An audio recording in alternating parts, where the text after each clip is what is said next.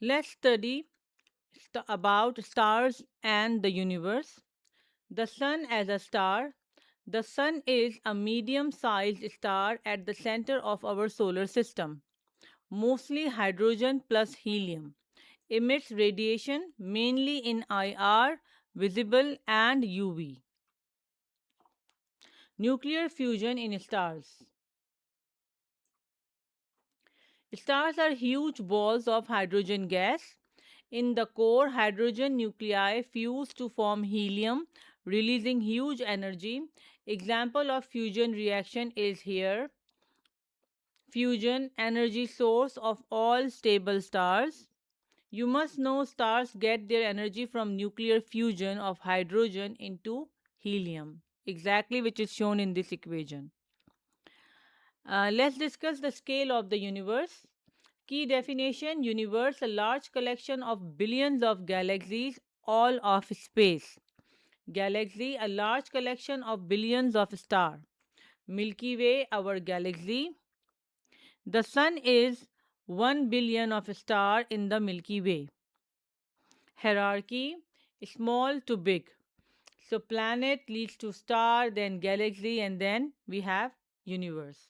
So Earth to Sun, then Milky Way, and then we have universe.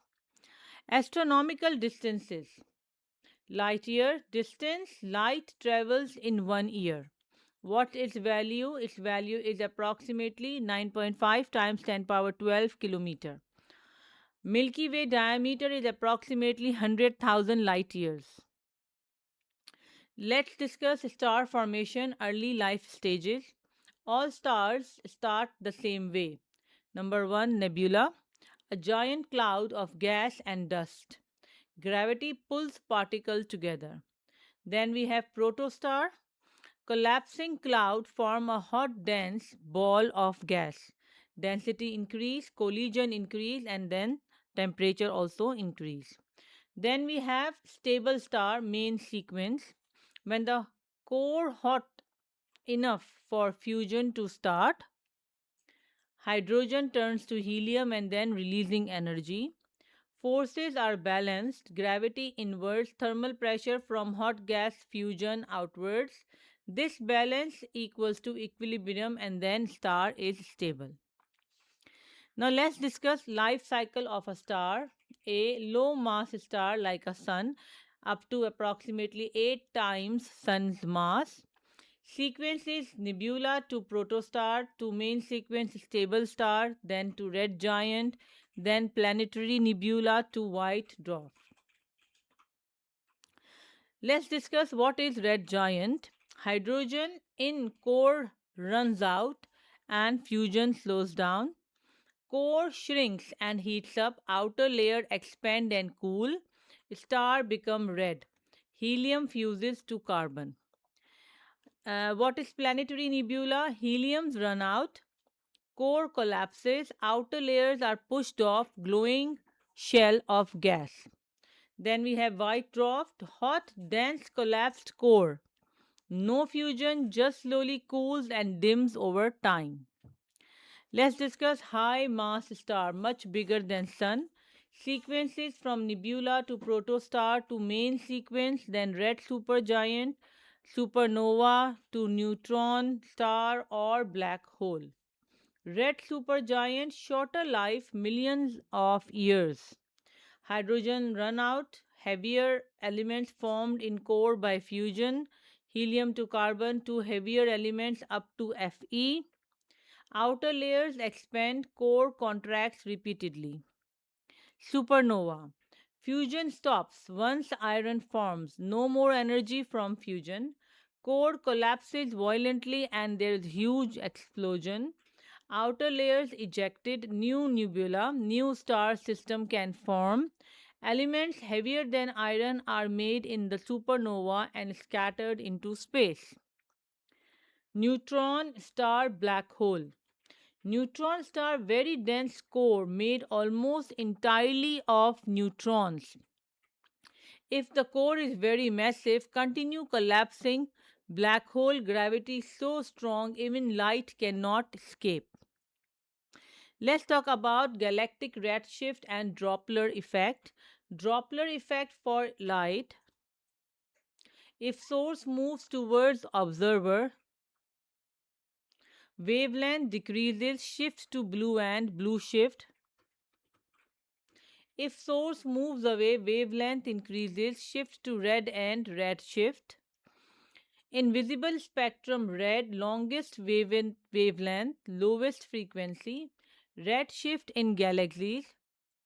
Light from distant galaxies shows red shifted spectral lines, example hydrogen lines shifted towards red. This means galaxies are moving away from Earth, receding. The greater the redshift, the further the galaxy is, the faster it is moving away.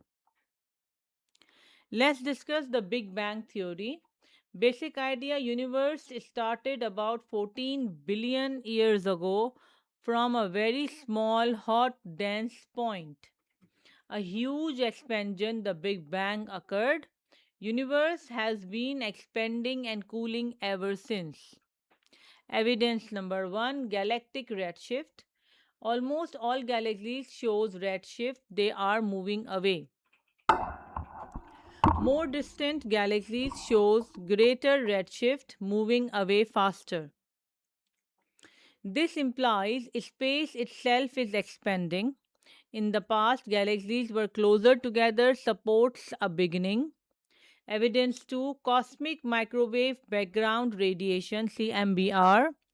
It's faint microwave radiation detected in all directions. It is leftover radiation from the early hot universe. Originally very high energy gamma rays. As universe expanded, wavelengths stretched, redshifted into microwaves. CMBR shows early universe was very hot and dense. Radiation has been redshifted over time and universe expanded. CMBR is very uniform. Universe was once much smaller and smoother. Let's discuss about age of universe and Hubble's law. Hubble's law: from Edwin Hubble observation, the recessional speed of galaxy is proportional to its distance from Earth. Mathematically, h naught is equals to v over d, where h naught is Hubble constant per second. Current accepted values of h naught is 2.2 times 10 power minus 18 second inverse. V is recessional velocity, speed moving away, and it can be measured as units is kilometer per second or meter per second. D is distance to galaxy, kilometer or meter, consistent with V. Using Hubble's law to estimate age, rearranged 1 over h naught equals to d over v. Since time is equals to distance divided by speed, h over 1 over h naught gives an approximate age of the universe. Using h naught 2.2 times 10 power minus 18, we can get the age approximately 13.7 billion years.